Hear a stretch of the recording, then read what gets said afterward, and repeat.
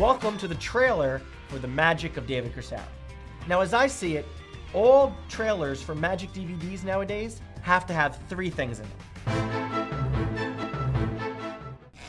Your card, the King of Hearts. Get the out of here.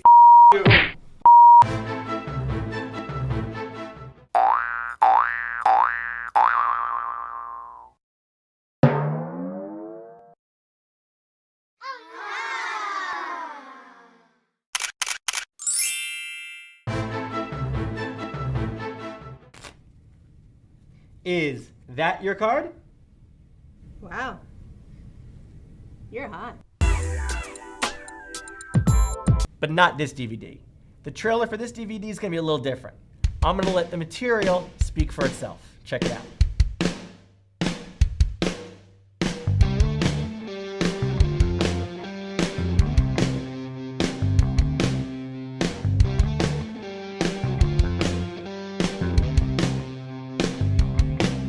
I remember the days when a family would stay at the lake.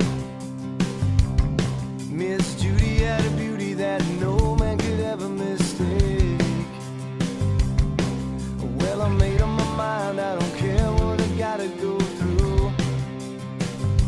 I said I'm gonna... You know, every time I see David perform, I always think the same thing.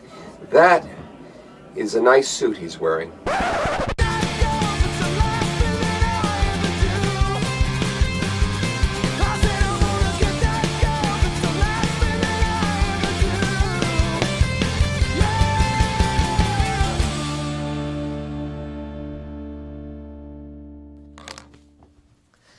Hey everybody, I'm David Corsaro, and it's time to be awesome. I am here today with Oscar Munoz. Oscar, thanks for coming on. Man. I appreciate it. Thanks for asking me. Thank you very much. Now, so I'm sure some of you have seen Oscar perform. He's won, talk about the awards you won first. Let's get the magic part out of the way. Okay, I won the gold cups at IBM. I won the gold medal at SAM. I won, just recently won the Children's Entertainment Championship in Blackpool. Okay. Was, I believe in December. Yeah. So you've got the magic credential, the let's call it Magic Society credentials. Right. You've won those awards, but let's talk about your real work.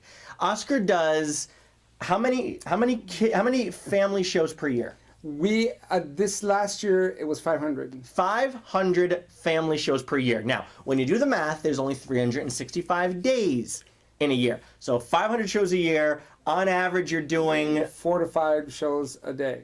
And when we talk about family shows, does that range from School the communion shows yeah. to the school assemblies? Everything. Yeah, I do school shows in the morning, family fun night in the afternoon. We on Saturdays and Sundays I do birthday parties, family shows, everything. I mean corporate work. Specifically though, I want to talk about the family stuff because there's a lot of people who watch this who specialize in, they're close-up entertainers, they're kids entertainers, they're comedy magicians, they're this. Family shows, the way I look at it, and tell me if you agree, have to incorporate almost everything. everything. Because you're dealing with 5-year-olds, you're dealing with 95-year-olds. It's everything. You have to learn how to control kids as well entertain as the adults because you got to remember who gives you the check at the end is mom and dad or the company that's sponsoring the show for the kids.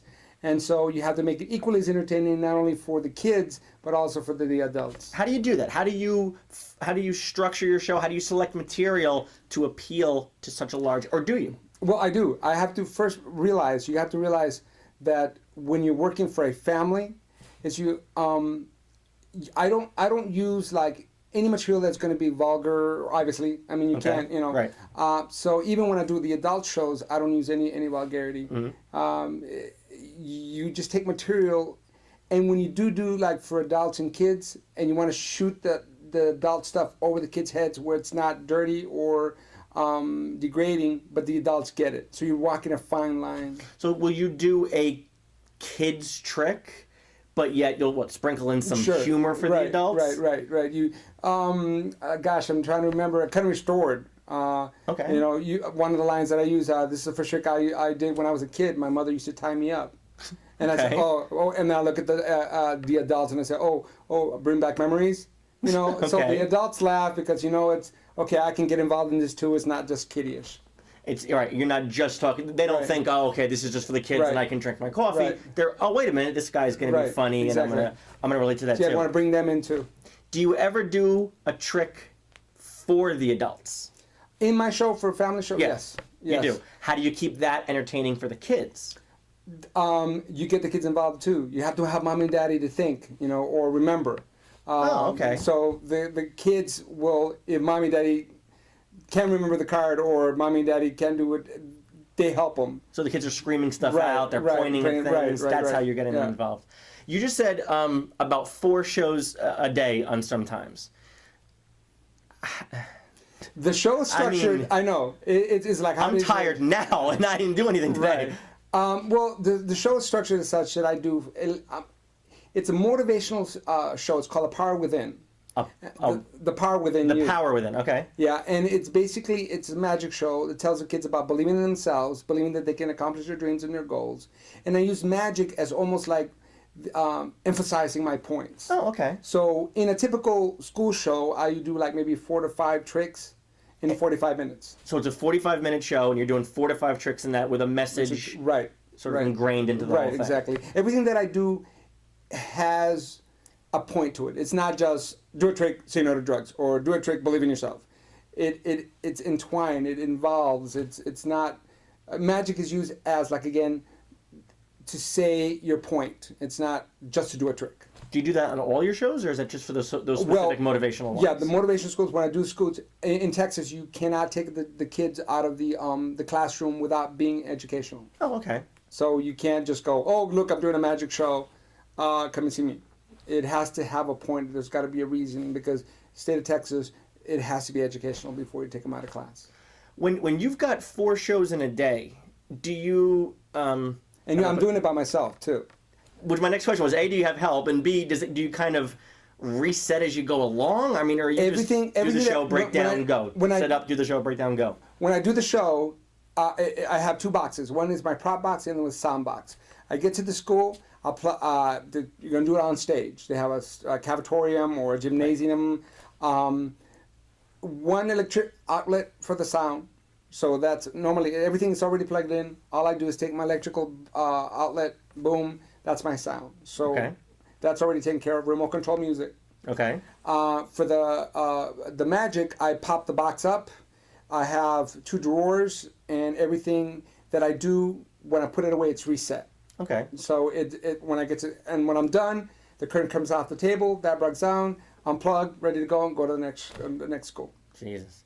When you're if somebody out there watching this says, you know what, I have a lot of family tricks, or I think I can just. What advice do you have for putting together a nice, tight family show? Is it make sure you've got material to appeal to all ages? Is it go certain types of humor? Is it Well, I developed a formula for myself. Now it could be different from other people. Oh, okay. But like for instance, a bird production, a bird production, a rope trick, a trick that involves a kid, linking rings, and then billiard balls at the end.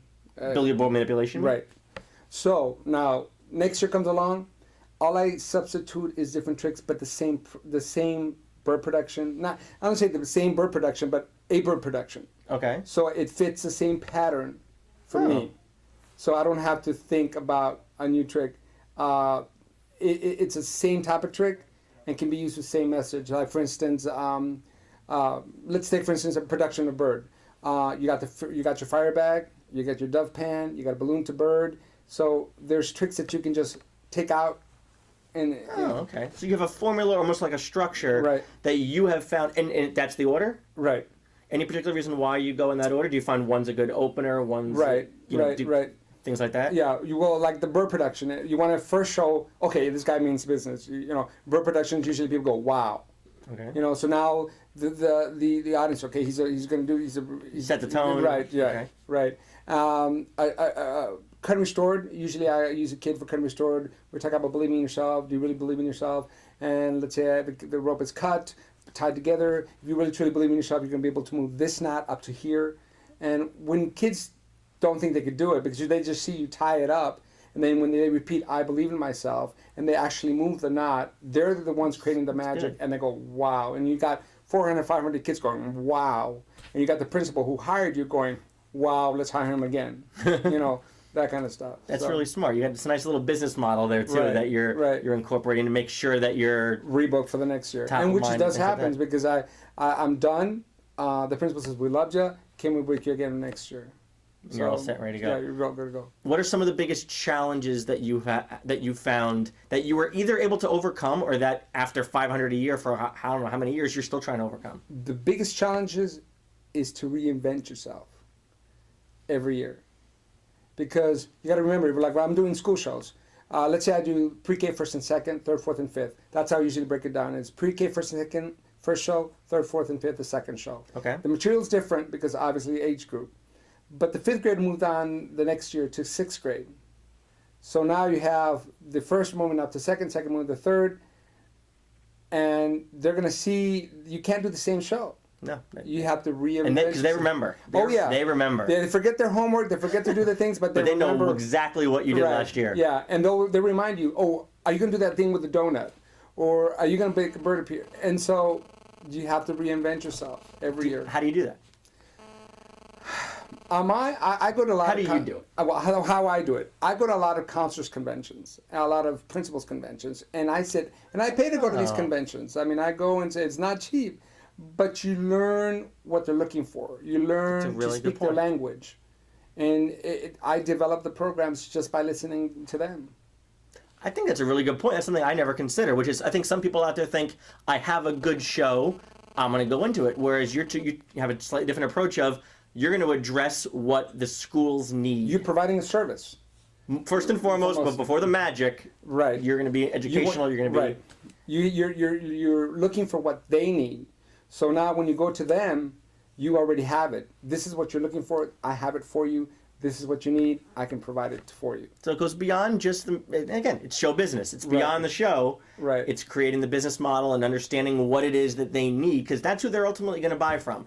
They can watch Oscar do a kid's show. They can watch somebody else do a kid's show. But just because the magic may be the same, you've got the message. You're a professional. You've done things. You get in, you set up, you do your thing, you get out, you reinvent yourself every year. And frankly, that's going to make it easier. They'd much rather hire you next year than find somebody else. Right. Especially because they know that you can deliver. Mm-hmm. They know that you are on what we call task.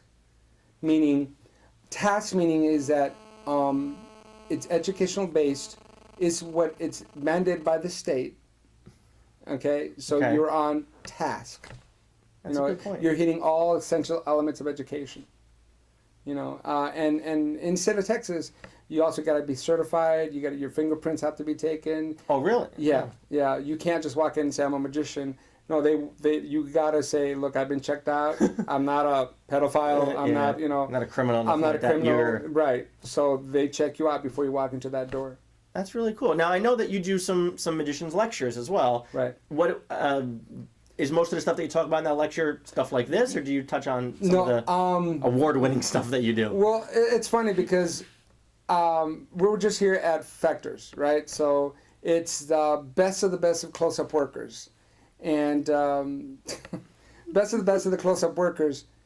And it's funny that the things that I bought here were 2 props, not close-up props. Okay. I bought them from Andy. And so, but it wasn't, when I bought them, it wasn't, it's a magic trick. It's, I could use that for a motivational speech. Okay.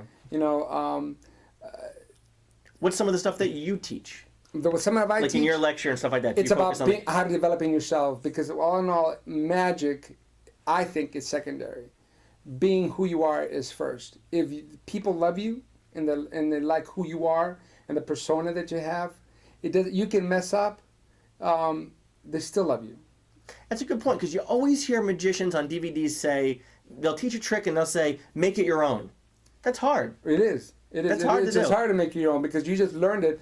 For instance, there's one magician that puts out DVDs left and right. And you can see the kids watching in your head. You can see them watching the video, learning the moves, but learning the same rhythm, the same cadence. They're just mirroring what they saw. And they're not teaching themselves how to put themselves into it. My students in magic, the first thing I tell them is take theater, acting. You know, because then you'll be able to put yourself into the trick and be able to bring the audience into it. I was watching a young magician performing and asked a lady to pick a card, and the lady said, "Why? You're going to find it." I mean, that's pretty tough to hear, and I'm sitting in the back going like, "Oh my God, she's right." You know, pick a card. Why? You're going to find it. But if he would have involved her in the trick, if he would have endeared himself to that lady, then she wouldn't be so brass. No, not really confrontational. Yeah, It's not about a challenge. Right, It's, right. And I think that's how she looked at it, was a challenge. You know, pick a card. Oh, you're going to find it, so why? I always believe, and this is my belief, is that you're only as good as your audience allows you to be, and then you have to start all over again. you have to. Start all over again with the next audience. The awards are great. The awards are great. I mean, I am glad that I won the Gold Cups. I've been glad that I won all these awards. But to the layman, it doesn't really mean anything. To us as magicians, We understand what it means yeah, when you how won hard that it at the is to end. get that, Yeah. how hard you work there. But when you walk in, somebody hiring you, it's what you're going to do for me. You know, how are you going to entertain my guests? How are you going to entertain my child? How are you going to entertain? You know. But you know what, though, Oscar? Magicians, you've won these awards not because you got up there and did the most difficult sleights or because you did the slickest new flourishes. Right. You got up there, you did your thing, and the audiences and the judges loved you for it, and that's why you won those awards. Yes, I mean. So it works. It works on the magic competitions just as it works in the schools. And in all my material that I sent out to schools, it has nothing, does not say anything about my awards. That's interesting. I don't say the Gold Cup winner, the Children's Entertainer winner. I don't, because I want to prove to them, not by the awards that I won, but what they see. And the best compliment somebody can pay me is, I want to see you again. It's not, oh, I like that double lip with the second deal and that, and then you found the. No, I just want to see you again. I want to take people back to their childhood. I just want people to have fun. That's it. And if you can take them away from that, for that brief moment that you're with them, and they forget about their problems, forget about the bills, forget about whatever, and had fun, and they laugh or they cry depending on the routine that you're doing. Because I do have some silent pieces that can bring out that in people. I just enjoy just doing what I do, and it's not about the awards. It's not about because there's so much knowledge. As we saw this weekend we saw. There's some stuff that I like. Wow, Yeah, I wish I could do. I mean, it was like tremendous. So. Well, I think there's a lot of good information here about Oscar's providing. He's talking about the end element, this end emotional feeling that he wants his audiences to have. There's a lot of work that went into that, though, and it wasn't just learning sleights. It wasn't just learning the coolest tricks. It's about learning yourself. Exactly. It's about understanding the business side of things, understanding your client's needs, and ultimately providing the service. If people want to learn a little more about the stuff that you've got, or lectures, or where you're going to be, where can they go? OscarMunoz.com. OscarMunoz.com. We're going to link to that right there, so you guys can go check that out. Oscar, I appreciate you coming on. It's a pleasure, man. Thank you very much. I'm David Corsaro. That's Oscar Munoz. Now, go be awesome. Thanks, everybody. Thank you. Bye.